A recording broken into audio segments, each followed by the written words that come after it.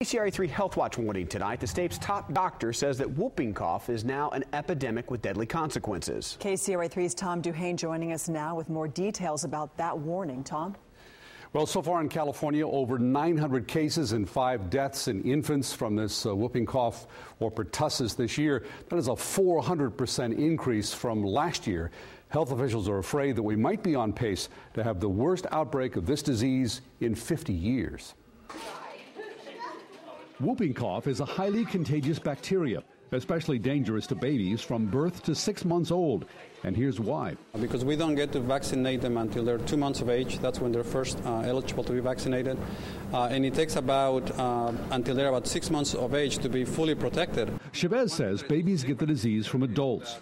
That's why health officials are pursuing an aggressive strategy of intervention at hospitals. To have hospitals vaccinate moms during the delivery, so when they go home they're vaccinated, as well as to vaccinate their partners, fathers of the babies, so that when they are around the baby they won't have whooping cough.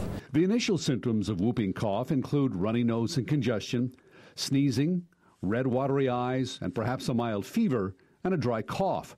But after 1 or 2 weeks, more serious symptoms: thick phlegm, vomiting, extreme fatigue, and a high-pitched whoop sound when breathing in after coughing.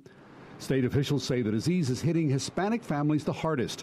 All 5 babies who died were Hispanic, including 1 child from Stanislaus County. Experts now have a word of warning for adults who may be sick. We really are advising any adult that has an upper respiratory infection, particularly with a bad cough, to stay away from infants. I think that separation would be very important. Dr. Chavez, by the way, is the state's chief epidemiologist, and he suggests that all adults get a booster shot called Tdap to help contain this disease.